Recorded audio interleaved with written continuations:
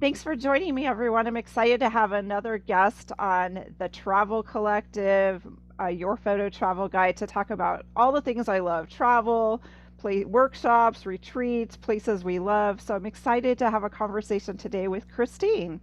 Welcome. Thank you. Thank you so much for having me, April. You're welcome. So I've been kind of toying with this idea of wanderlust. Is it something we're born with, this desire to travel, or is it something that was kind of nurtured like a plant and grows as we mature? So if you want to share how you feel about wanderlust. Interestingly, I am privileged enough that I was able to travel as a child because of my parents' business. So, because of the business that my parents were in, we were able to travel yearly to like various places, like we went to Hawaii and Palm Springs and, kind of things like that. So, I think that kind of started it out in terms of travel being like a semi regular part of my life, if you will. Yeah. And, you know, as we went on through the years and I became more of an adult and I wanted my kids to kind of see different things and, started, venturing out to Europe and things like that. So I think it was basically nurtured because travel was always a part of our lives. And it just became really interesting to learn about different things and different places. But as I'm older and interested in what's outside of my bubble and how other Hmm. people live and things like that, I think it's just critical in terms of learning in general to Yeah. expose yourself to other things. Yeah, I agree, definitely.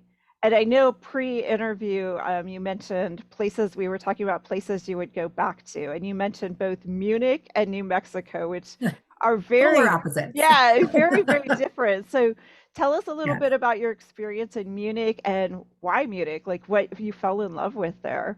sure. So, several years ago, we decided to take a big vacation to Europe, and it was me, my husband, three kids, grown more like teenage kids, but still. Um, and we decided to do a 2 week trip, and the kids chose to go to Italy. So we went to Italy, Rome, Florence, and Venice. Great. And then I had cousins in Germany, and they kept saying, "Come to Germany, come to Germany, come to Germany." I was like, "All right, okay, cool. That sounds good."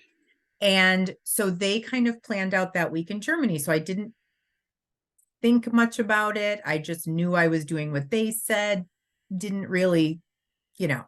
So Yeah. we traipse all through Italy and do all the things in Italy. It's great. It's wonderful. And then we take a train from Venice to Munich, which was like a 6.5 hour train, lovely ride. So you arrive in Munich, and of course, you arrive underground from the trains. So when we came up the stairs, just, there and just stepping out, I mean, it was just so beautiful, Oh, wow. so clean, so vibrant. It was just so pretty, you know? And so I guess because none of us had any expectations of Germany, Mm-hmm. I was practically a citizen of Italy by the time I went there from the research.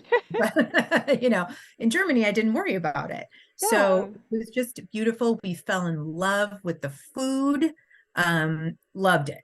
Would eat Wow. German food every day of my life. See, and I don't think a lot of people know what German food is. We just have this Yeah. idea of like bratwurst or something. I don't Yeah. know Oh why, my but gosh. I mean, couldn't get enough, could not get enough. And then my cousins ended up taking us around to various like a castle, and not the big famous castle that the Disney right. castle was based off of, but like his summer home, the summer castle. Oh, So wow. I feel like we saw things that maybe I wouldn't have even known existed. Right. And a monastery that was beautiful, and just some other places that were there's a place where they do a big passion play Hmm. every year, and that was just like, that felt like you were in a so German, like it felt so, you know what I mean, so Yeah, what you right. picture in your head Right. as being a little German village. Right. And so lush, so green, so beautiful. I would go back to Wow. Germany in a heartbeat. And were you there what time of year? Like in the summer due to the kids' We were there in schedules? July, Oh, which wow. like Italy had been, as hot as the sun in Right. July. Yeah. And Munich was, or Germany in general, was not like the sun. I mean, it was very temperate, um, 50s at night. It was very comfortable, Oh my gosh, nice. very comfortable. But I can't even say enough about the food. I'm telling you, the best thing I ate there was pig knuckle. It was delicious, and I would Oh eat it every my day. gosh. It was so good. Yeah, I've heard they've have quite a few bakeries too, which you don't often think about with German food, I don't think. Yeah, yeah, you don't. And we had these things. I can't remember what they were called. I think my cousin called them snowballs, but they're like this big, Oh and wow. they're like they're like a not really like a donut, like harder than a donut, but along those lines. And they're Yeah, all different flavors of them. And she kind of gave them to us as a, kind of like a little surprise gift, whatever. right. Um, really kind of something I had never seen elsewhere, you know.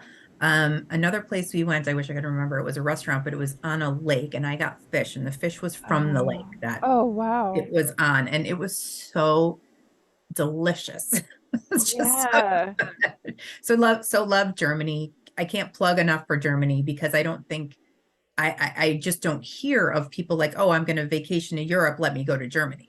Right, that's what I mean. We hear about France, we hear about Italy, we Yes. hear about other places, but Germany's kind of like lost in there. I don't know. It's Yes. And it's so wonderful. And the people were lovely. And the in downtown Munich, there's like a square, I guess it's a big right. square, but the like town hall, if you will, it's a humongous building, is there. And there's street artists, and that's where they have the Christmas market, and they have all, a market yearly anyways, or a summer market. Yeah. And oh, just amazing architecture. Oh, wow. And you mentioned the trains too, and I think I've heard from others that the European trains are just so different than like our Amtrak that we have here. Yes. Yeah, they're very organized. You know, um, the train stations are bustling. Um, and whether you're going in trains, just local trains versus, you can Right. easily travel between countries via train. And it's very well organized. And you know how a lot of airports are like malls? Yeah, They exactly. have some of that in the train stations. Oh, really? Oh, that's Yeah, where they have nice. like, how there's always like a MAC Yeah, cosmetic in the right. airport. It's like Yes. that. Like Oh, that. Yeah. I mean, not all of them, but some of them are quite substantial in terms of a destination or somewhere to leave from. And the trains are right. nice, they're clean, they're quick. Yeah, that's what So, I've heard that that's a great way to get in Europe, especially from place oh to my gosh. place, because they're super Yeah, quick and like you said, they're comfortable. You have room to kind of spread out. It's not, do for sure. And my like when we had started out that trip in Rome, we flew to Rome, but then we took a train to Florence and then another train to Venice, and those were like 90 minutes. Like, really, that's like nothing. Oh, I wow. know. And you're getting across the whole country, or the world Yeah. or whatever. So super convenient.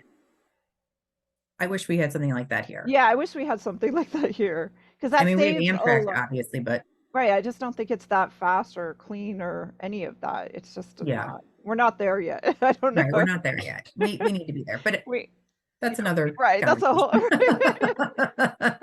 So talk to me about New Mexico. Is that a place you've visited often as well, or? I have, strangely enough, I haven't been there often, but I've been there once. And the time that I went, I lie. I've been there twice, but the first time I was there, I was like in ninth grade.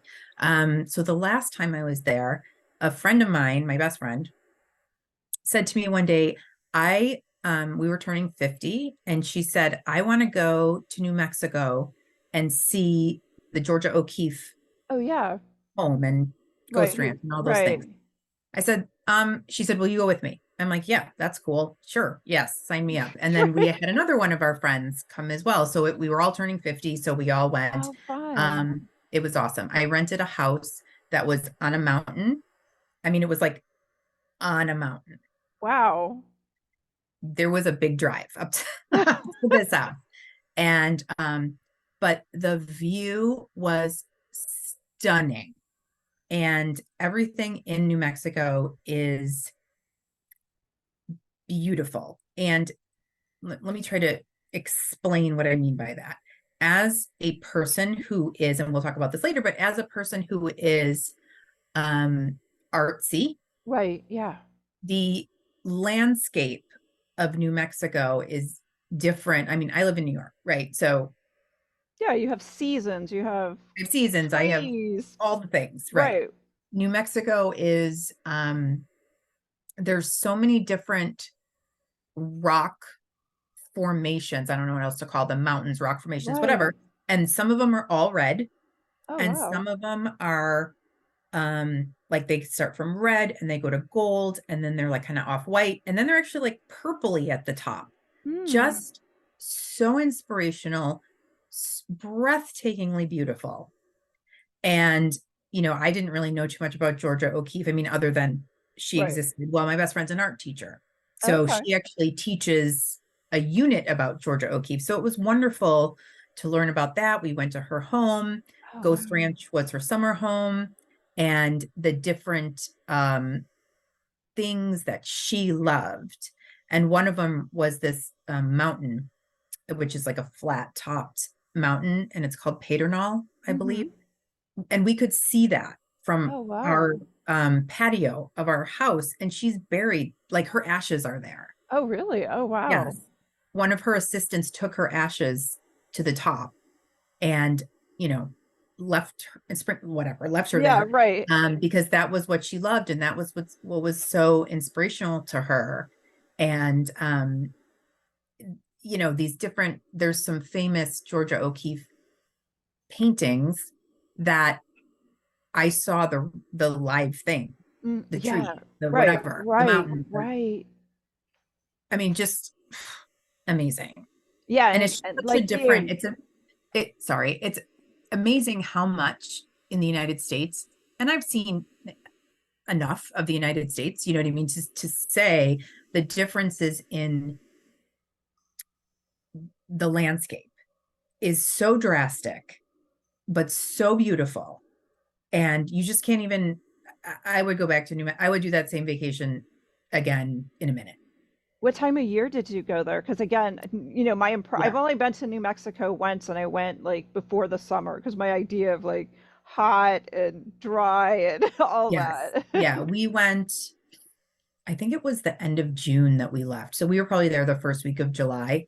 Um, and it was hot, but not brutal. Like not hot like here. I mean, it can be 95 or 90, but the humidity is 1,000,000%. Oh So yeah, right. it's You step outside and it's just clinging to you. disgusting. Yeah. There, it like they say, it's a dry heat. Well, that's true. It just is better. So that was amazing. And again, that was a vacation that someone else essentially chose for me. Yeah. And I was just blown away, which leaves me to let other people guide me in where I go And based put on their dreams and thoughts and experiences. Right, and putting your trust in that opening yourself up to like, okay, I'll just go with the Yes. flow and see what Yes. happens. Exactly. Because that's Exactly. interesting. Both places that you enjoyed so much were like that way. You didn't research them a lot ahead of time. You No, just went and, hey, we'll see what happens. I love exactly. It that. was amazing. And I actually just went to France in October, and it was kind of the same thing because my daughter was there studying. So we were just kind of going to go. Yeah. And, people were like, oh, you're going to Paris. I'm like, nope, not anywhere near Paris, and we just kind of were winging it. Yeah. And it was kind of nice. I think there's a lot of beauty in that and just being open to like letting yourself see what you see, experience what you experience, and let Yes. the road kind of, the journey kind of guide you. Yes. Yes. And I have a tendency to, when we took the family to Italy, I have a tendency to schedule every minute of every day because we're here. We need Right. to see Yes. all the things. And, there was one day in Florence, I told them it was a rest day and they were trying to actually rest. Yeah. Like, no, I meant that we just don't have a tour today. Like, Right. it doesn't Yeah. mean you're sitting, and they Right.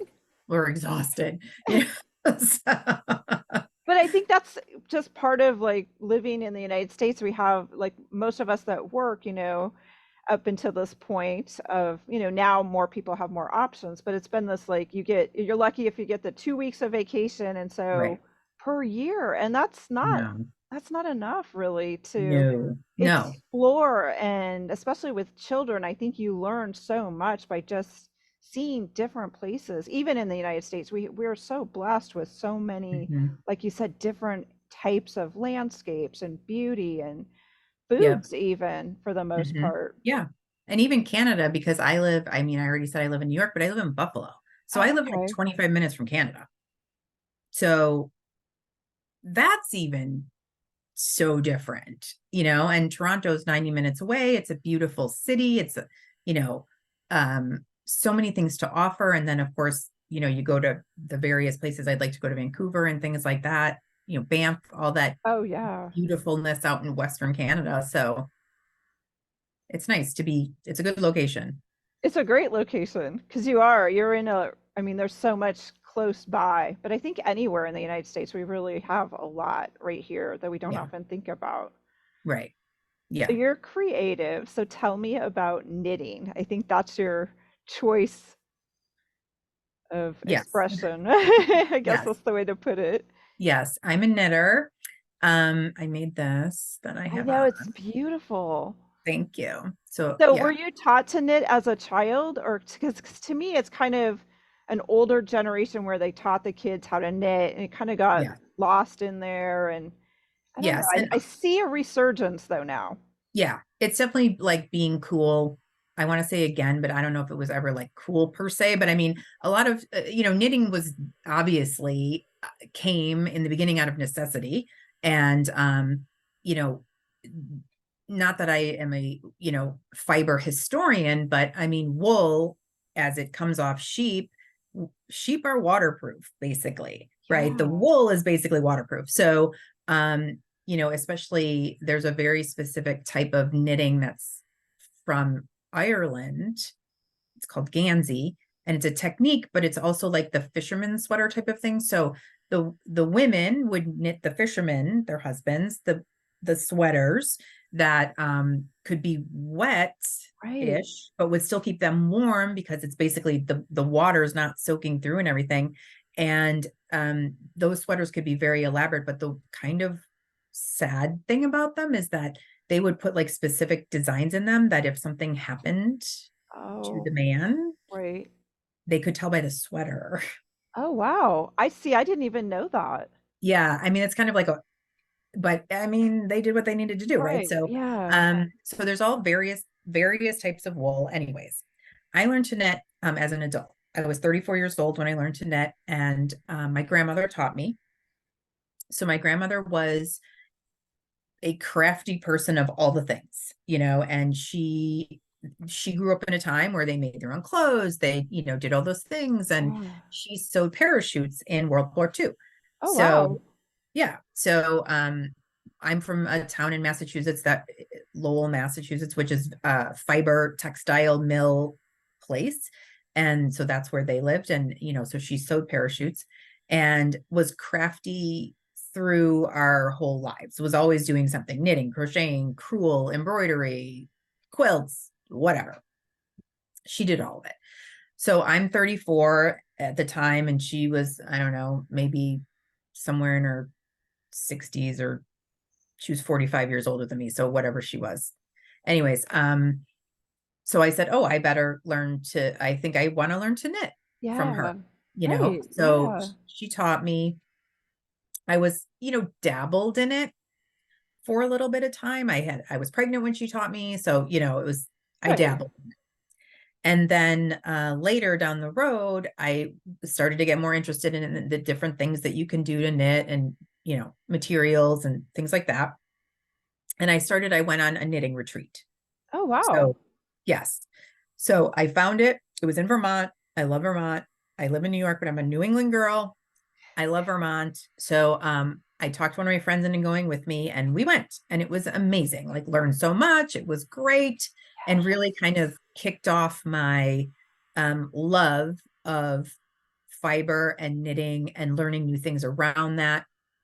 Being exposed to the people who attend those types of things because it you know, it doesn't matter who the people are.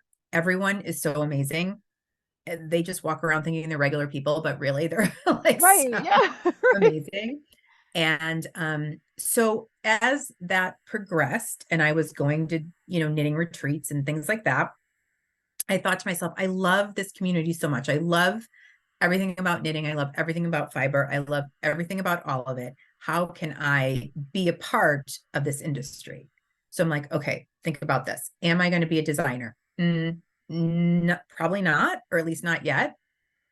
I can't churn things out fast enough to sell. And Yeah. really, if you're going to make something, people aren't going to pay the amount that you could sell it for, right? Because Yes, because it just took you a your million hours. time. Yeah, all Yeah, the hours and the skill to put into it. exactly. Um, am I going to be a yarn dyer? No, also no, you know, just because that's like too much of a thing to learn. So it came up at a time in 2019 that the person who owned the knitting retreat business that I used to go to the retreats for was selling it Oh, basically. She was a wow. ceramic artist and she wanted to focus on that. So I bought that business and here we are. So Nice. Oh my gosh. And yeah, Vermont is, that's for our listeners, they have the sheep, they have the animals to collect the wool from, and they also have a couple big festivals around the whole yes. yarns and the fiber arts, as you would say. Yes, there's so many festivals. One of the biggest ones is in New York, actually. It's the New York Oh, Sheep and okay. Wool Festival. Yeah, But it's in the part of New York that's like the Hudson Valley, so it's more that feel, right. you know what I mean? Like of Yeah, New York, yeah, that's like the more New right, Englandy place right. feeling. And there's all of those states have sheep and wool festivals. And the one that's in New York is in Rhinebeck. So we just call it Rhinebeck, and everyone knows. If you say, "Oh, are you going to Rhinebeck?" Everyone knows what you're talking about. Yeah, but those are, oh my gosh, those are so fun. And you're wearing something that you created too. Yes, I didn't design this, but I made it. No, it's Um, beautiful. yes, thank you. It's a cowl actually, and it's designed by a designer named Mary Annarella, and she taught at one of our retreats, taught us how to make this, and she designed it specifically for our retreat that year. Oh, So wow. it was an exclusive design, and it was super fun to make. And Because it's got um, multiple like different stitches in it yes, too. yeah, Oh my yes. goodness. So Yeah, I can see that. It's yeah, so beautiful. they're all different. They're all still knitting, but I mean, it's just what can you do with a knit stitch? That's really, there's two stitches in knitting. There's knitting and purling, and really those are the same thing, just opposite sides. Right. So I mean, really and truly, that's it. And it's what Wow. you do with those that creates the various textures and the various patterns and color and whatever. So I'm also just I'm also a certified knitting instructor. Oh, you So are? Okay. yes. So I went through the process. It's a little bit of a process to do that. So as part of this journey, I did that as well. Yeah, I would think it would take a little bit of time just to get the knack of it.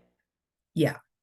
Yes. It's not a quick craft at all. No. And I've done some teaching where, someone has hired me, to teach for their business. And they're like, so what can you make in like 2 hours? Like socks? I'm like, you can make nothing in 2 hours. Yeah. I mean, I can make something in 2 hours, but like a hat on huge yarn, you know, um, a beginner can't make anything in 2 hours. And you just have to be fine with that.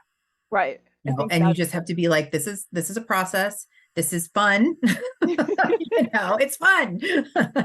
um, and that it takes a minute and it's honing a craft. This is an right. age old Yes.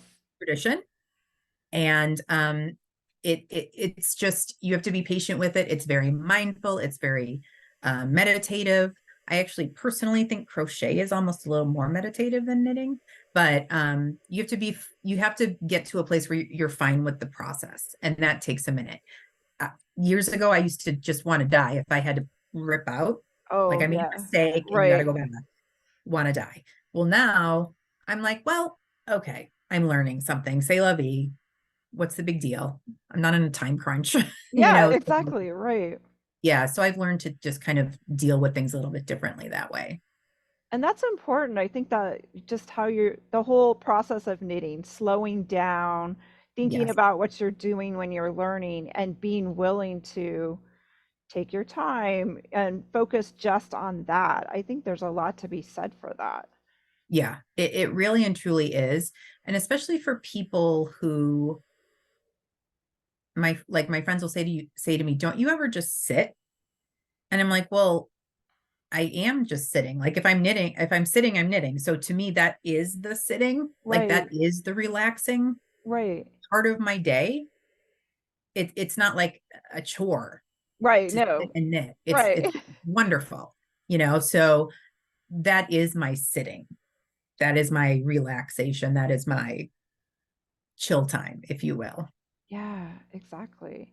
So talk to me about the retreats because I know you had one. It looked like you had one in Vermont. Just Yes, just had one in February in Vermont, and that was a kind of a new bit of a format. So it was a little bit less. So we had Emily Teradash, who's a life coach. She came and kind of led us. So it was all knitting, but it was less. We're going to learn this technique. It okay. was less about that. It was more about um, how you can kind of use your thoughts, feelings, knowledge to create something that kind of like a design, no one thinks they're a designer, but like Emily said, if you make a color choice, you're a designer. Yeah, If you that's make true. an alteration, you're a designer. If you decide to make something that's long sleeve, short sleeve, that's designing, so it was kind of Right. like trusting that kind of process. And we all had different, Emily and I had chosen specific yarn, and it was kind of like okay, here's this yarn. What can you do? Oh, interesting. It was interesting. So, and it was actually quite interesting because you will hear, if you know a lot of knitters, which I do, you will hear knitters say the yarn will tell you what it wants to be. Interesting. Yes. So I started making a thing in this process. And I'm knitting, I'm knitting, I'm knitting. I'm like, this is terrible. I do not like this at all. And I didn't like it. And I pulled it out. Right. And then I thought, you know what? I'm going to make something else. And as soon as I started this something else, it was like smooth as could be. So I actually made like some little socks with it for Yeah. myself. And I was working on kind of a cowl in the beginning, and I'm like, it didn't want to be that. Right. Oh, that's interesting. Yeah, like it was Yeah. fighting you in the Yes. process. Yeah. So a lot of knitter, you would hear a lot of people say that. Like, and people will buy yarn and then they'll sit on it, sit on it, sit on it. And they're like, why aren't you using that? I'm waiting to know what it's going to be. Yeah. I know a lot of knitters, they have like a whole thing Oh of yeah. yarns because they, Yes. you go into a yarn place and there are the textures and the colors. And I mean, even in fall when I'm in Vermont, just I go into some of those shops just to look because it's so beautiful. The Yes. variety of colors and textures of the Yes. yarns. Yes. I actually bought, this is kind of a funny story. I was in New Orleans, and I was in New Orleans, and there's a really cool yarn store in New Orleans called the Quarter Stitch. And I was there and I was hanging out and doing whatever I was doing. And I bought a ball of yarn that just kind of like spoke to me. And it was like the most expensive ball of yarn I've ever bought. It was like $57 for like one ball of yarn. Yeah. So I can feel my grandmother like spinning in her grave at this point because she would Right. she, Yeah, exactly. she's the frugal generation. That never would have happened, right? So anyway, so I start making something with this expensive yarn. And somewhere along the way, I was a pretty new knitter at the time. And somewhere along the way, I screwed up something. And I get to what I think is the end, and I hold it up and I'm like, that is not right. Like, I don't know what it was doing, but it was Wow. so goofed up. So I was so furious and I just started ripping it out and it was pull, pull, pull, pull, pull, pull, pull. Well, what I realized I then had was a 400-yard knot Oh yeah. Oh my at the end gosh. of it, right? Because you can't just do that. No, yeah, right. It's all kinked up and right. So now I am more furious. And I'm like, well, I mean, this was a $57 ball of yarn. I cannot just leave it in this huge knot. I didn't sleep that night. I mean, it was ridiculous. Right. So I work full time aside from my retreat business. So I take the ball of knot to work with me the next day. Oh no, yeah, because it's bugging you. This I not take it with me. I'm in a meeting. I say to everybody, I'll just be doing this during the meeting. Like, just don't worry about it. yeah, It exactly. took me 8 hours to untangle that knot. 8 hours. Oh my Yes, gosh. 8 hours I worked on that knot, but I got it. And then I made something else that came out beautifully. So I thought to myself, well, it didn't want to be that first thing. Wow. Right. And especially because you were so far. I mean, you were basically done, it sounds Yeah. like. Yeah. And it was not even salvageable. It was so bad. I don't even know what I did to this day. But the next thing was beautiful. So, okay, lesson learned. Wow. How amazing. So talk to me a little bit about the upcoming workshops and Yeah. how Yes. they differ. Some of them I noticed are fairly short. What Yes. kind of So, skill level you should be at or things right, to do right. ahead of time? Yeah. So the typical, I'm going to call the typical retreat is a long weekend, Thursday evening to Sunday. I bring in a designer. That could be traditionally, and by traditionally, I mean because of the previous owner and how the business existed before me, we're Northeast, pretty Okay. much New England-y, Yeah. which of course it feels very, conducive to knitting. Right. Um, anyways, so this year people will be like, can you come nearer to me? Can you come to the south? Can you come to the west? So I have a retreat in April in North Carolina and one in the end of May that is in Utah, Park City. Oh, wow. Yeah. And then in November, we always go to Vermont. So there's another one in Vermont. So those 3 retreats are kind of the same format. Thursday to Sunday, have an instructor coming, learn specific techniques, um, have some free time to explore the area because of course. Yeah. And if I didn't want to see things, I could stay home in it. So, Yeah, exactly. Right, exactly. yeah, meet the people. About 25 people per retreat. So not huge, but not super small either. Like the one that we just had in February was like 10 people. So it Oh, was a different nice. feel. It was Right. a Yeah. more touchy-feely. It was really nice. Um, so that's going to be like the typical format. The instructors that come, it's definitely for people who I would call are at least advanced beginners, but that's part of the reason I became a certified instructor. Because if you want to come and you don't know how to knit, or you want to come with a friend that does know how to knit, I can break off and teach people how to knit, Oh, yeah. That's you know? fabulous. Right. So that I think is an interesting just kind of twist on it because, sometimes people do want to bring their friend, like their travel buddy. Right. And Yeah, their travel exactly. buddy doesn't know how to knit, but would be willing to learn, Right. So I think there's options. I think there are definitely people who attend our retreats that are better knitters than anyone's ever going to be. Like they're amazing. Their skill level is through the Yeah. roof, but you always learn something. You always learn something. Whether if you know the technique already that's being taught, there's going to be some nuance about it that you're like, oh, yeah, that is a better way to do things. Right. So that's what's really exciting. There's so many topics to learn about, whether they're techniques, whether they're pattern alterations, like whatever. You have smaller shoulders, you have a bigger bust, you have a Right. bigger hips, whatever, Right. and kind of making those adjustments. So there's so much to learn. So, anyways, those are those types of retreats, which I would call typical. This year we are going to Greece for a week. So yeah, that's going to be amazing. That So yeah, that I saw that on the website. I was like, this looks amazing. yes. So I'm partnering with a knitwear designer. Her name's Shayna Billow for that retreat. So we are kind of joining forces. And then I am so lucky to have another good friend who travels to Greece regularly. She's done all sorts of like volunteer work over there with refugees and all those sorts of things. She just adores Greece. So she helped to plan it and all the best things to do. Oh, And nice.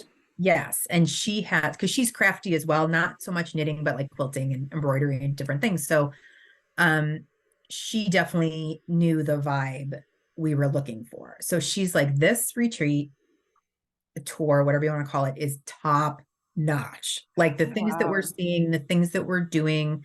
We're having a weaving experience, we're having a pottery experience, we're having a mosaic tile experience.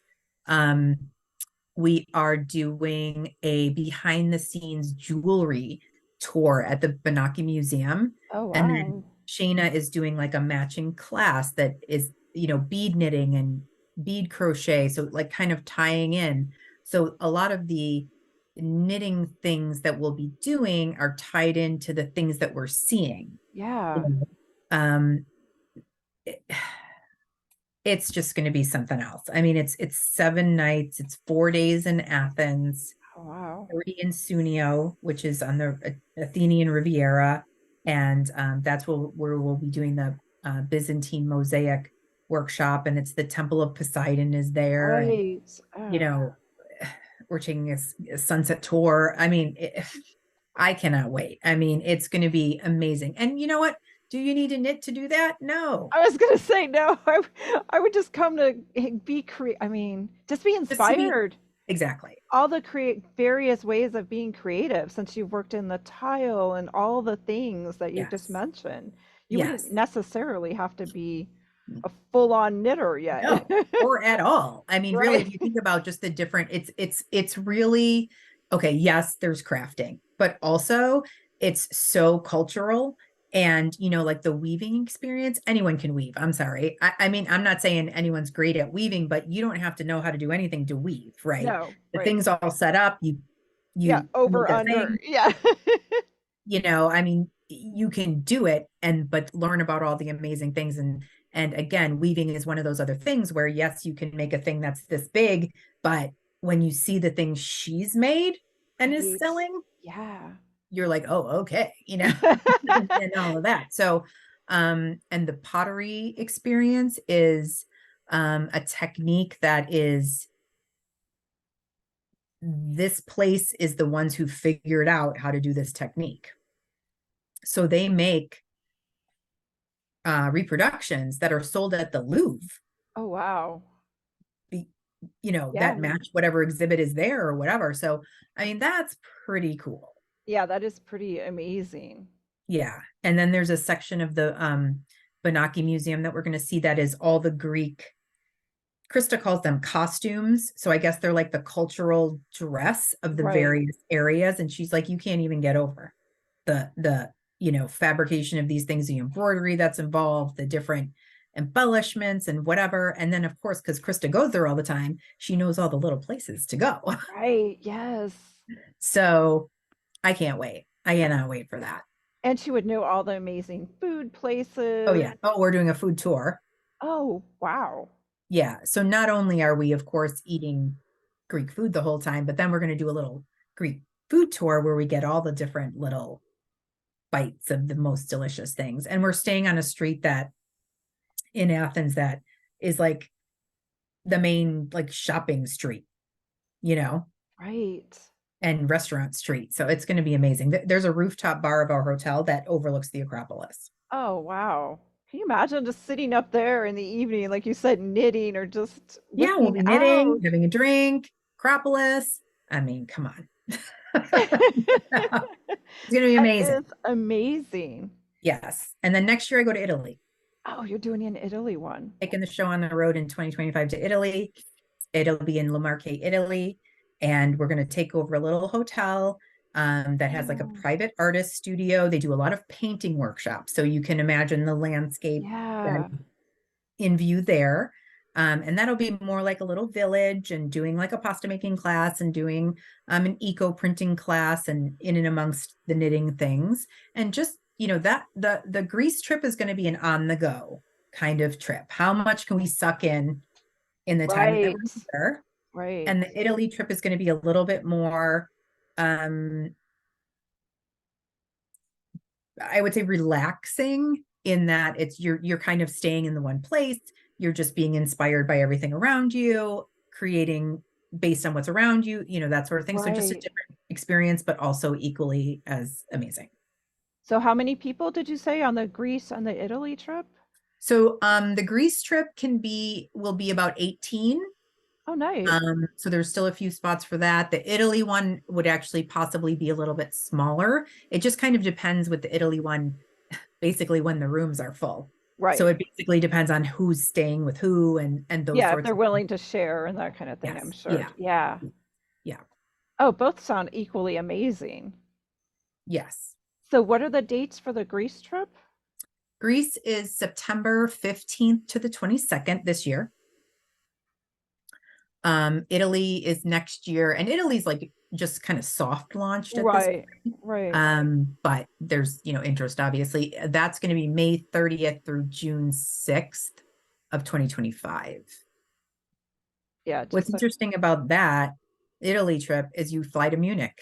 Oh, you do? Oh, wow. Yeah, you fly to Munich and then you take a little easy jet from Munich to this little Right. Ancona, Italy Right. airport. Right. So, because it's easy to get obviously to Munich in Yeah, terms of there's a flying lot. Yeah, there's internationally. right. There's a lot of Yeah. international flights from the United States. Yes. And Yeah. well, then heck, Mhm. people could add a couple nights on in Munich, get there a Yeah. day or Go eat a two pig early. knuckle. Right. Yeah. Yeah, exactly. Yeah. Wow, it all It's sounds so exciting. amazing. Yeah, and I love the idea too that you said like just you took a workshop and that's kind of what inspired you to kind of dig in deeper. And I can see Yes. that for a beginner, if they're open to travel and just being around creative, interesting individuals, they should Yes. Yeah. consider. I mean, that's really what it is. It's really all you need is a creative spirit. You know what I mean? And just the Yeah, love of being together with like-minded, and like-minded in that you love to travel, you love crafting, creativity, right. learning about other people. The other people are the favorite part. That is hands down my favorite part of all of these, is traveling with these other people, who are amazing and wonderful. And like I said, they walk around like they're just regular people and they don't understand how amazing that they are. Um, in general, I've made so many friends. I mean, honestly, Oh. I mean, not to be like all, you know, No, but that is it's so it's wonderful. That's it's 1,000,000% true. And I'm sure in Oh, that process of having time to knit, the conversation kind of just starts to flow too. So yes, you really get to know someone past the initial what we're used to, like, are you married? Do you have kids? right. All of that kind of surfacey stuff, I call it. Yes. And even people who are from such different let's say backgrounds, let's say Yeah, life experience, age, any of the things, they're bonding over this common fiber thing, So, right. when I've seen different people like, oh, how are you doing that? Oh, what are you making? And oh, just it's just another level to connect on, that it literally doesn't matter what the rest of it is, No, it doesn't. which is fabulous. Yeah, Fabulous. I mean, it because you have is. friends that are young and old and, you know, in the middle like me, No, it doesn't I matter. love that. Like you said, just it brings people together over this common love and desire. Oh, Yep. that's amazing. It really and truly is. It's been so inspiring. I've been so lucky. I mean, really, it's a dream job. I mean, it's wonderful. Get to travel, get to see new things, get to do the things that I love with people that are awesome. I mean, what's better than Yeah, I love it. I want to go. that? You should come. I could teach you to Yeah, knit. exactly. Or So not, whatever. I know we're running tight on time. So Christine, tell us how we can reach out to you, where people can get more information if they'd like about the trips and if they have Yes. questions. Yeah. So my company name is PeaceTree Fiber Adventures. So PeaceTree being a tree growing out of a peace sign, with my belief that, everything grows from a place of peace, which is a daily struggle for me, but we're working on it, right? So Yeah. PeaceTree Fiber Adventures, and that's the website too, peacetreefiberadventures.com. I'm on Instagram, TikTok, Facebook. It's at Peacetree Fiber Adventures is my Instagram handle. That's basically all the things. And my email, if anyone has questions, is, you guessed it, peacetreefiberadventures at gmail.com. So I would love to hear from anybody with questions. Certainly, all of the information about all of the retreats is on my website. And you can register there. The international ones, you call a different person, the organizer on that end or whatever. But yeah, Yeah. all the information is there. Fabulous. Oh, this has been wonderful, Christine. I'm so glad we met. So Me thank you too. so very much. Love it. Thank you.